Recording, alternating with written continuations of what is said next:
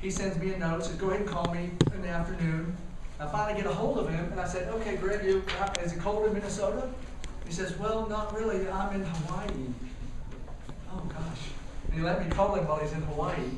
And he said, wow, well, how long are you taking off work? He says, well, a pretty long time. I just retired. So he's had a pretty long career, and he's done all the things that we as pros like to do and want to do. He's been a teacher.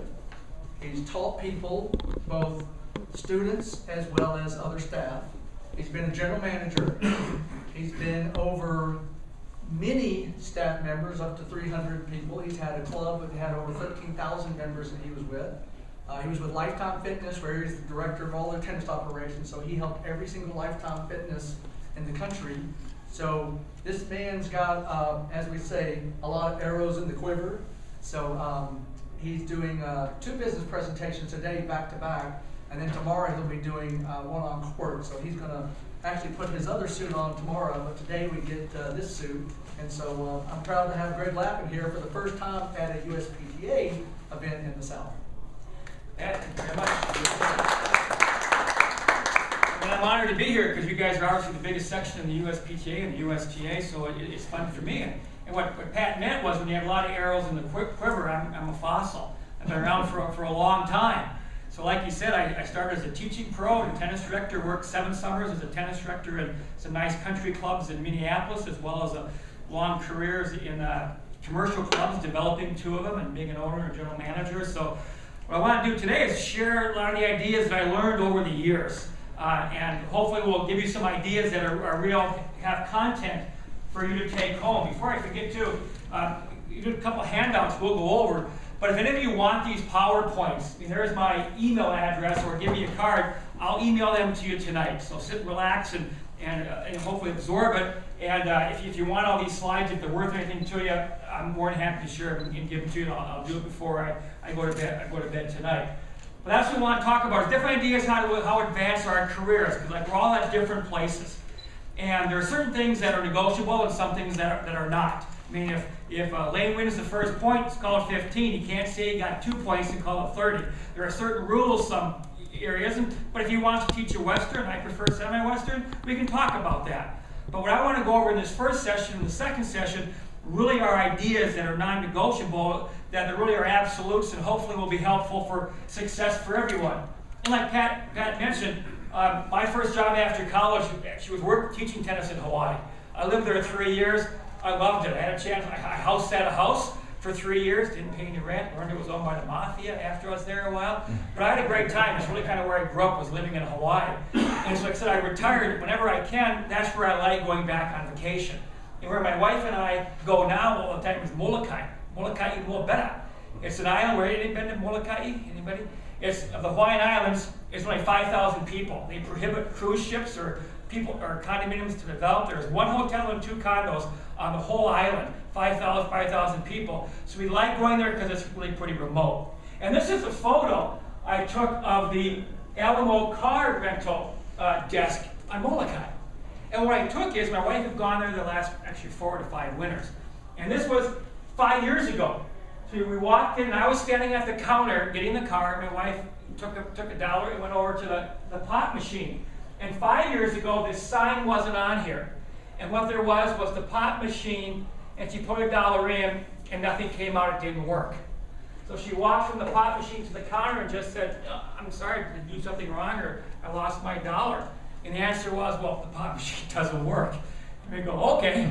So she lost her $1. So 5 years ago we were there, and there was somebody at the counter and a pot machine with no sign, and it didn't work.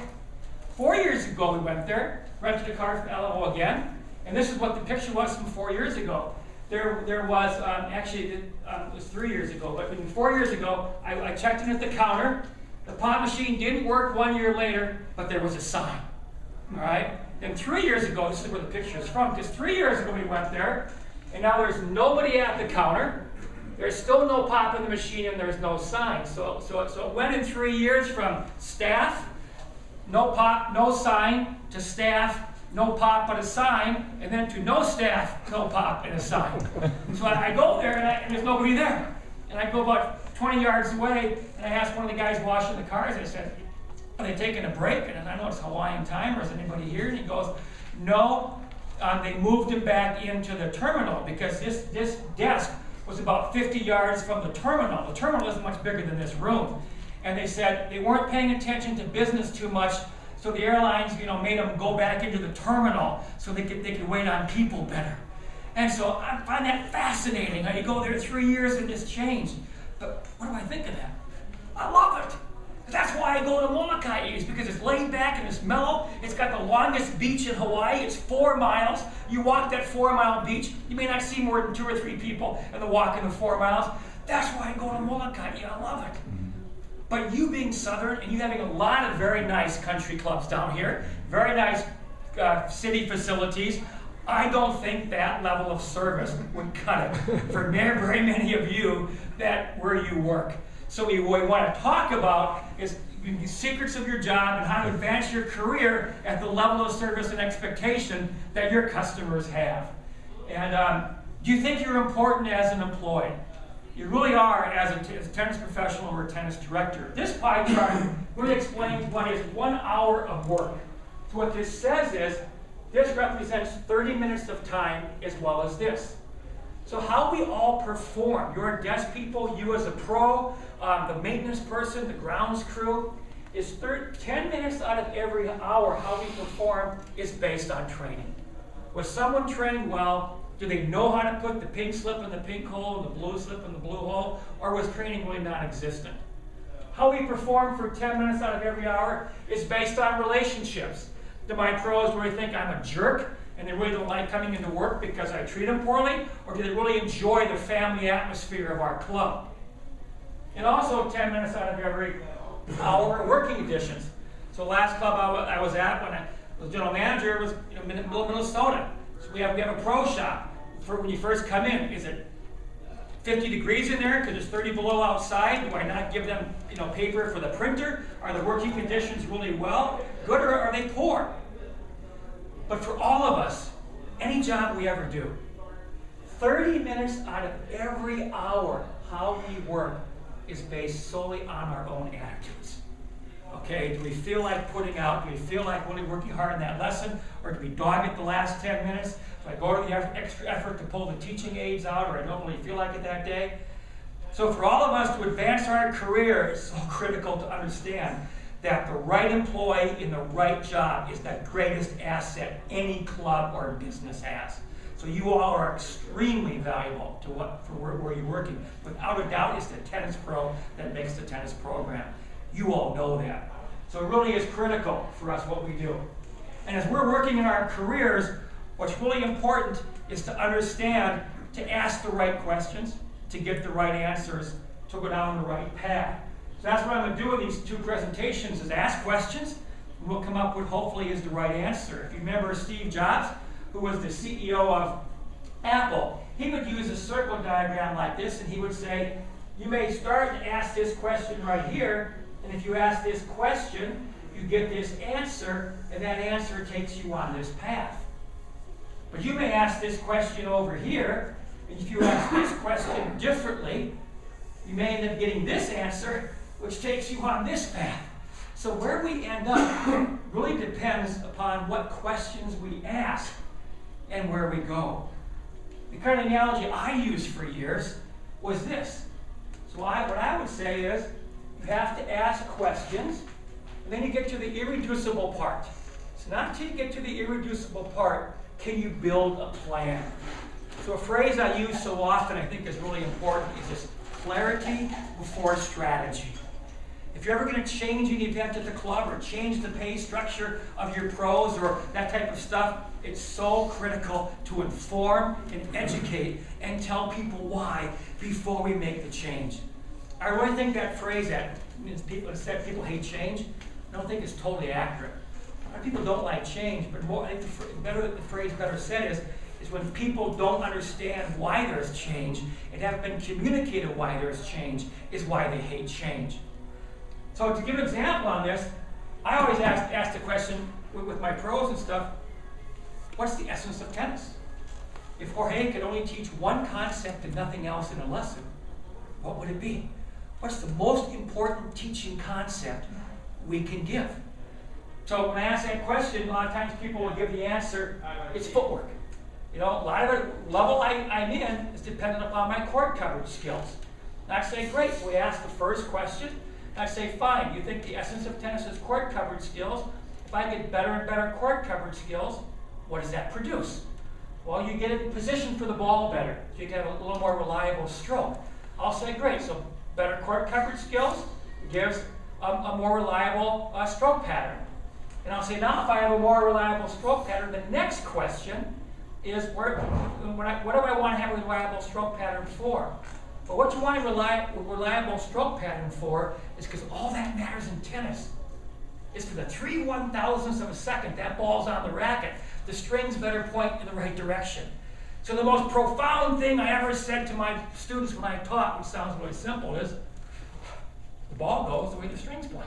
All right? So for me, the irreducible concept in my teaching system, what I believe is the essence of tennis is all about contact point. That's the essence of tennis. So if I'm teaching the irreducible concept, it was contact point.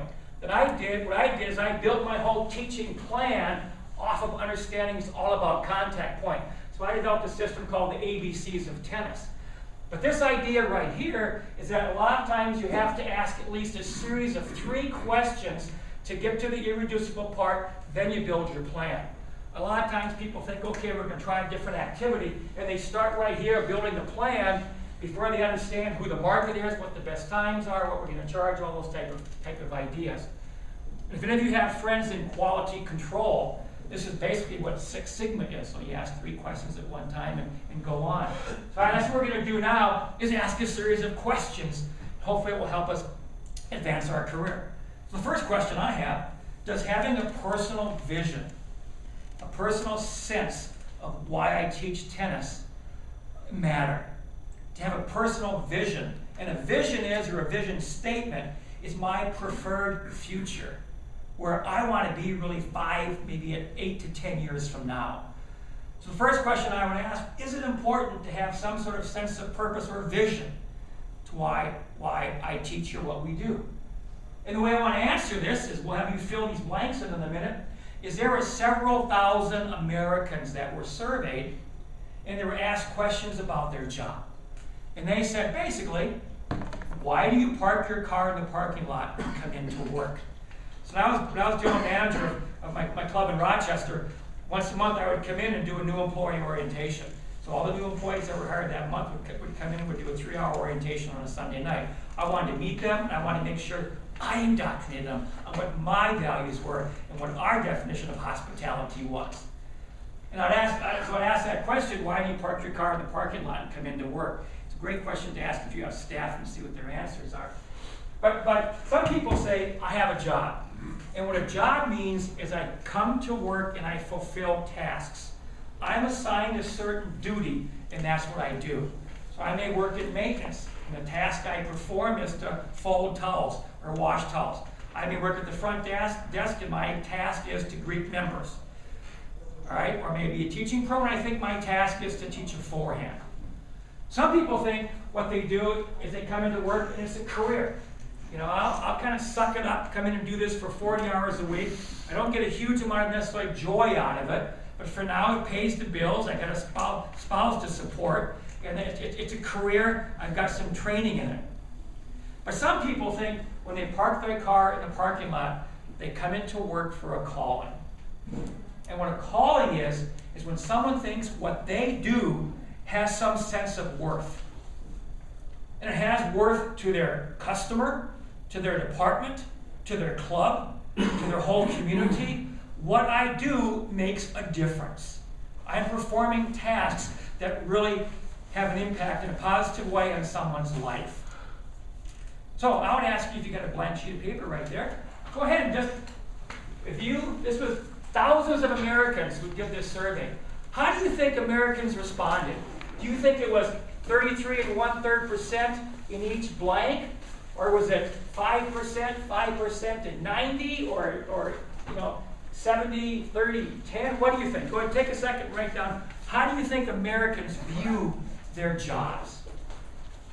Were they given when they were asked, were they given, do you view it as a job, do you view it as a career, or do you view Yes. it as a calling? Yep. Just how I described it, that's how they filled it in. Okay.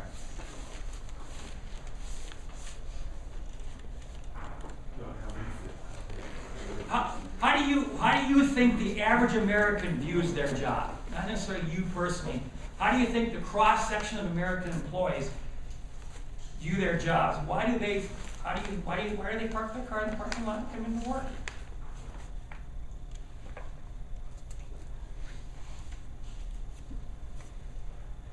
So here's how thousands of people responded. Is that pretty much what you thought it would be? 60-30-10? Okay? You guys say you probably win the prize. Talk to Pat, whatever prize there is, it's yours. All right. So to me, I don't know, any reaction to that? Yeah, I think it's really pretty sad.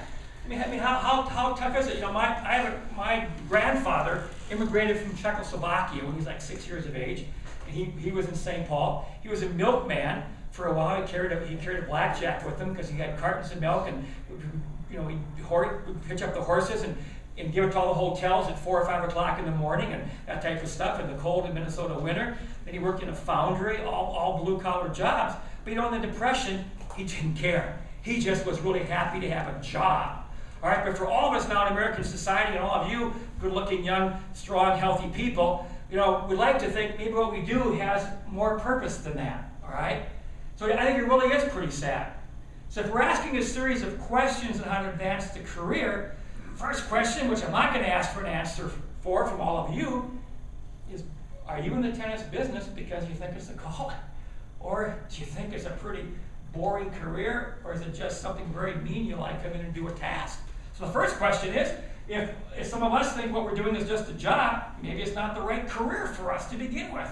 So hopefully all of us in this room think what we do has a real calling, has a real sense of purpose. And we'll explore that now. And the people that have a job that really do think it is a calling, what they do has some purpose or worth, they experience 3 times the level of productivity the people that don't. Okay? And the idea is why one of the biggest reasons you feel what you do has some sense of worth is you get a lot of positive meaning markers. And what those are, it's a lot of positive feedback. Not like being a divorce lawyer where every minute's a whole bunch of hassle. It's going in to a business and having a lot of peak experiences. We could easily spend the next hour going around this room and telling stories about great feedback we have for the members. Probably one of the ones I enjoyed the most when I was general manager at Rochester, I had this envelope on my desk, and I open it up, and there's a letter there, and it says, I'm a mother of a 15-year-old teenage daughter. We fight all the time. I hate her friends. They really are a bad influence. She's getting D's in school, right? Then she joined your tennis program. Okay, she's not that good yet, but she got good enough to make the junior varsity team at her high school, all right? Her whole group of friends has changed. She's hanging out with a much higher caliber group of people. Her self-esteem is up. She loves playing tennis. She loves being part of a group. We don't fight anymore. We get along well. She's getting B's, and I love her friends. Thanks for your tennis department.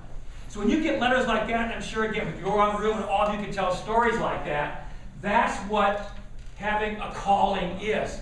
So people can quit a job, but very few people can really quit a cause.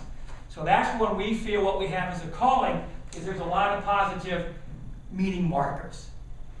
And if we continue this idea, if we're saying, do you think what you do in tennis is worthwhile? Let me ask the question, why do people play tennis? So let's get response here. Why do some people come to your club and play tennis? Exercise. Therapy. Mental therapy, I assume? Yeah, it really is. It's a great release, right? Camaraderie, you better believe it. Okay. Competition, no question. And maybe camaraderie, social goes along with that. There's social reasons to come and play. So all those are good reasons. I had a guy who sold propane tanks because when I was in Rochester, there was a lot of rural area around it. He'd come and play tennis in the Saturday morning in his mixer. He goes, I sell more propane tanks in the tennis mixer than I do all week. So business contacts, maybe some worthwhile reasons too. So the concept is, if we ask why do people play tennis, it's for a variety of reasons. But the big idea to get out of this, and I really don't know if you're a director and have young staff work for you, I'm not sure if many 22-year-olds coming into our business really understand this reason. Or if you're helping to sell membership somewhere, any salesperson, in fact, in any industry, will tell you people buy something for the benefit of it more than the product. So all of our customers come in and play tennis for the benefits of tennis. So I like to say, no one's coming to your club to play tennis. They aren't.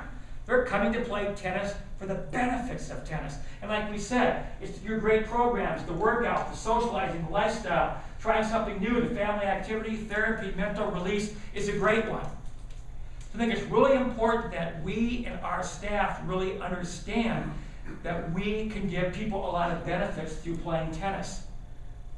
Again, like I said, we're going to ask a series of questions throughout this whole time. So if we understand people play tennis for the benefit of tennis, then the next logical question is, what business are we in? So if somebody asks, I'm in the tennis business, my opinion, not the correct answer. If you're in the athletic club business, not the right answer. To me, the business we're in is in the lifestyle change business. That's the business that we're in. So I think all of us park our car in the parking lot and walk into your club to have a positive impact on someone's life. That's what we're all doing. So I'm sure all of you, being more veterans and astute ones in the business, you all understand that. This is the business that we're in. It's really changing people's lifestyle. And to me, that really is a worthwhile calling. Like I said, I gave that one story. We could talk on several more. I mean, the impact it's really had on people's lives. Any feedback on this idea at all? Do you think your peers view it this way? Do all of you? You think? Once you find your niche, I work with seniors. Okay. There's no doubt the impact I'm having on that community. There's no discussion. Yeah. So that is, my wife says this all the time, it is a calling.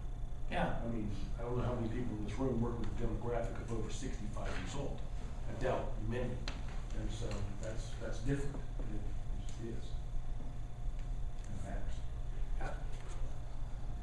I think it makes a big difference. So we're in the business of changing lifestyles, because you also have to ask the question, what's the purpose of all business? And of course, I mean, I remember one time I gave a presentation on an URSA convention. There were 100 club owners in this room. And I asked, what's the purpose of your business? It was like one of those old beer commercials where there's the argument, less filling tastes great, less filling tastes great. You remember that? About 50 people in the room said the purpose of a business is to make money. The other 50 said, yes, it's to provide a service. I'll let the discussion go on for a while. But again, it's really important for us to understand the facts. The purpose of every business is to stay in business. Okay? So by the grace of God, I developed 2 athletic clubs. They both cost over $15 million. If we thought we were going to spend that kind of money and be out of business 3 months later, we wouldn't have done it. So we built those clubs. We thought we were going to stay in business. So again, when you ask this series of questions, if the purpose of every business is to stay in business, the next question is, how do you stay in business? You stay in business by fulfilling an unfulfilled need, or solving someone's problem, or seizing an opportunity. Those are all 3 different ways of saying the same thing. So you stay in business by fulfilling an unfulfilled need. So for us, for tennis players, what's the unfulfilled need? Someone's looking for therapy, for exercise, for socializing, for camaraderie, for business contacts. I think it's really important we understand that if we've chosen this career, this is what it's really all about. We're in the business of changing people's lifestyle. So this kind of wraps up these first thoughts right here. I think it's critical we understand people play tennis for the benefits of tennis. And second is, we are in the lifestyle change business. And I really believe, hopefully it's worthwhile to go in and make a call. And I mean, one more quick story is, I was at a summer club, a summer country club pro in Minneapolis, and we had these young kids that started our program. Then I moved away 80 miles from Minneapolis and developed this club in Rochester. So one of the girls in this program, her name is Kristen. So I moved away and I really lost track with her. And in my club in Rochester, we're 80 miles from the Twin Cities, so we invited the University of Minnesota women's team to come down and have a pro-am with our members and be a little fundraiser for the team. And I'm standing there because I'm going to play too with a bunch of our women, and all of a sudden they introduced the players, then they introduced the coach, your assistant coach, Kristen Sanderson. You didn't even know her at all. She played at Duke down here. But I was walking over, Kristen, I haven't seen you in 20 years, because she was one of these little kids who started in our program. And when I was at the club, I said, whatever happened to you? She goes, well, I was in your program. We liked it so much. I went down and was one of the academies down here. I got a full ride to Duke. I got a great job in this area in the financial world. My father's got brain cancer and coming back to Minneapolis. I'm assistant coach on the team. And she said, I didn't teach her, so it's not promoting myself, one of my assistants did. She said, if it wasn't for those fun lessons that you had in that program, I never would have gotten tennis. I never would have had this great life that I had. So again, we all can tell those type of stories. So I really believe what we do, hopefully you view it as a real calling. Okay? Now I'll make this statement right here. Without, this is a fact, without a lofty purpose or an inspired vision, there is absolutely no sustained employee or student. So if you're a tennis director and you have staff, I make the claim your staff will not have sustained commitment to their job and really work hard every day unless we have created an inspired vision for them. And if you're a frontline pro and have no staff, I'll make the same statement.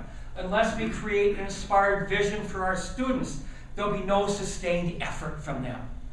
So that's why I think this idea of having a personal vision and a personal purpose for your department, for yourself, to me is really a critical idea. It's a starting point for how we look at ourselves and advance our careers. I do have a question, because Sure. you're saying that, talking about your employees, because I'm a public facility, and Okay. we get a lot of like high school, college, Yep. and one thing I deal with is the work ethic Sure. of these kids. That Yep. they've never been, I grew up working for my parents when I was 10, 12 years old, all the way through, and I get several of them, this is really their first job, and for them, I basically have to write out everything they have to do. And even if I give them a list, doesn't mean that they're going to get things done. No, you're thanks for the segue. That's a very good point. Because what you're saying, one thing right there is part of our society. You grew up with some of a work ethic. Our young people today are growing up in a society of assisted self-service. Okay, again, because I'm the fossil, the oldest guy in this room, this is a totally true story, Scout's honor. When I grew up, there was something called a service station. Okay, I'd pull a car to the gas station, you'd stay in your car, right? You'd roll the window down, some kid would run outside the gas station, look in the window, I'd say, fill her up. They'd put the gas in, they'd wash your windshield if you want to, you'd pop the hood, they'd check the oil, even check the pressure in your tires. What do kids grow up now? They go to a gas station and they press the button 5 times till the pump goes, waiting for authorization, and some voice comes over the loudspeaker saying, you can fill up now. And you go, and me, I was really lucky, I've always been a general manager. I can't be a maintenance manager. And I measure the board 2 times, I get 4 measurements. I'm terrible at that. So I walk into Home Depot, I can't even find the plumbing aisle, let alone what the plumbing part I need. I'm terrible. So I don't care what it costs me. I go to Hardware Hank or Ace Hardware, and I walk in and I say, they're dummies here. I say, I don't know what I'm doing, help me out. Because I like that sense of customer service, because I don't know what I'm doing. So you may have some kids who are 20 years old working for you, and it's that phrase, what you don't know, holds you back the most. They may not have been exposed to the level of customer service that you want to give. And so they may not even know that. So that initial training program is not an expense, but a really good investment. And it's 2 things. One, I think it's really critical that you explain to the kids. If I actually taught I was teaching forehands, I think I would have gone nuts in 3 days. All right? So we really thought of hopefully impacting someone's life. So I think it's really critical for us to actually, in the training, set the stage for an inspired vision. And second, this last idea right here. So why people are disengaged in their work is, number 1, they don't understand the why of their job. Number 2, there's no lofty purpose. And number 3, their personal and business values may be in conflict with your values. So this is the next big major point I want to go over. Everything we do, it's all about values. So if I can segue into that idea right now, what a value is, it's the priorities that govern our actions. And they're non-negotiable. So when I took over the job as National Tennis Director for Lifetime 2.5 years ago, got 21 clubs when I quit. Let's say I started at 8 o'clock on a Monday morning.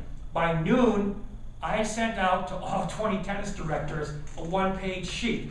The top half were my business values, and the bottom half were my non-negotiable expectations and what they could expect from me.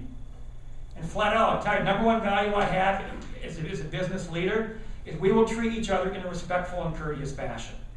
I believe every person, as an employee and a customer, has their worth. And I mean, it may sound great me saying this, but I really mean this. I have fired people. Someone gossips on the job, cuts someone else down, unacceptable. It's a penalty of death.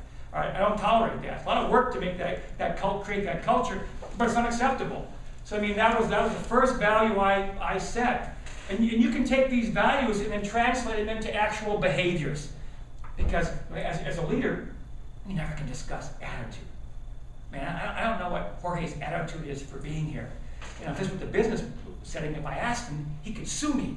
Because I haven't got a right to ask what his attitude is. But as leaders, if you're a pro working with a student or a boss working with an employee, we can tell what their behavior is. So a lot of the behavior, you were here by 2:30. All right, behavior is, hopefully I'll stop at 3:30.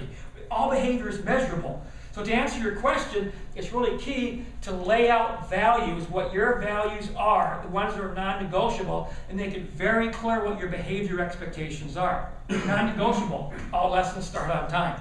Okay? Non-negotiable, if you haven't, everyone wears a name tag. Right? All those different things.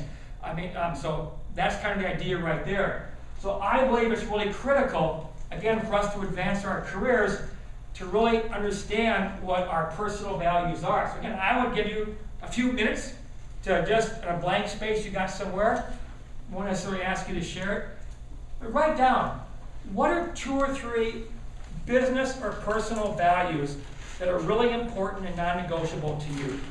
Maybe family is really important. So you want a 40-hour-a-week job. You don't want to be working 7 days a week and 70 hours. So family would be a value. All right, maybe money is valuable. You need it so you'll work commission and work a lot of hours. Okay, maybe a certain amount of vacation time. Maybe again to be treated in a respectful and courteous fashion. And maybe work at a country club. Got to have lunch along with this. So go ahead and write down, what do you think are 2 or 3 of your key values, are priorities, how you run your life.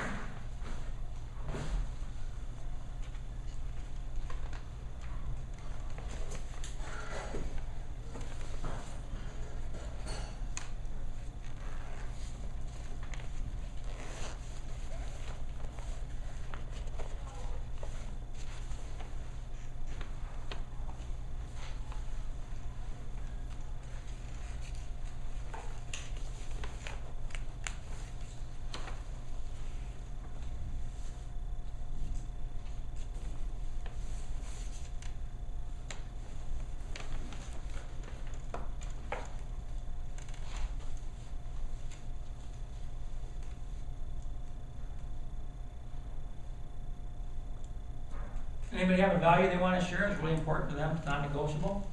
Anybody? Yes? Honesty. Honesty, okay? Honesty and integrity. Okay. We're going to get to that in the next session. Without a doubt, trust, most important value in a personal life or in business, without a doubt. So, integrity, honesty, trust, big deal.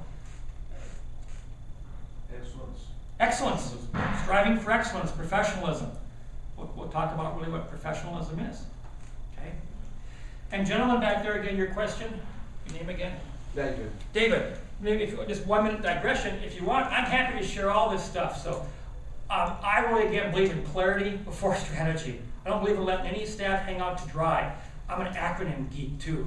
So I developed a program called the FACT program. So when I was at Rochester at 350 employees, everybody went through the FACT training program. And F stood for focus. It was very clear what our mission and our vision and our business values were, right? And that was universal for every department. A was accountability. So we've hired Blaine. What are you personally accountable for here?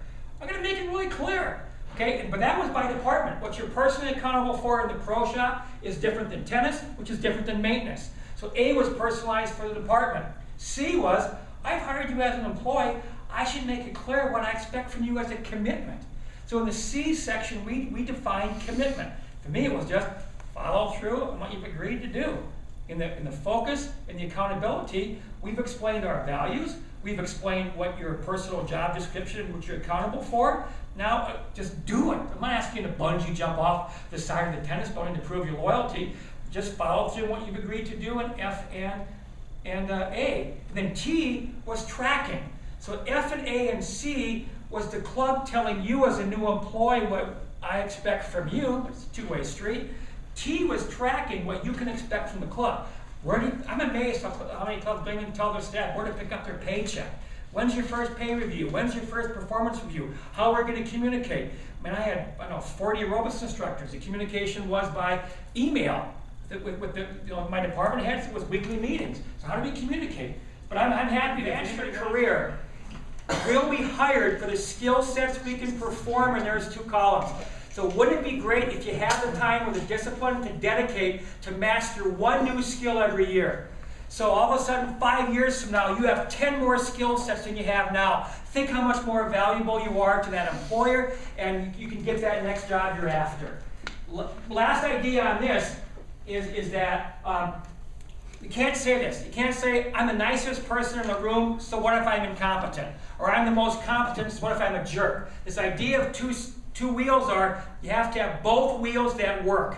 See, as tennis pros, we can't say, I'm great with interpersonal on the court, but I don't return phone calls. I'm great with interpersonal, but I blow off emails. We can't do that. We've got to be professional and have 2 wheels that really work. What job will you, I'm a soothsayer. I know everybody in this room what job you'll have in 10 years from now and who you're working for. Absolutely. What job you'll have 10 years from now are a job that's going to have front wheel skills and back wheel skills. That's the job you're going to have. Every job has that. And you want to think about who you're working for is yourself. Someone gives you a paycheck, you're going to be loyal to them, but you're working for yourself to improve your own skill set. So to review, to advance your career, understand what leadership and management really is, and we have to be good at both of them. Know what business you're in. We're in the lifestyle change business. We're in the business of having a positive impact on someone's life.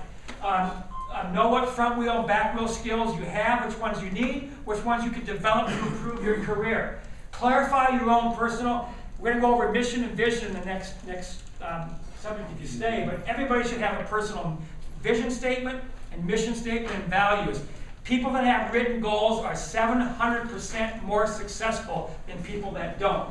Focus on systems to achieve excellence, to have, know it's all about results. And understand what is the competitive advantage. And we'll stop there and save that for the next one. All right, we'll give you a 10-minute break and come back.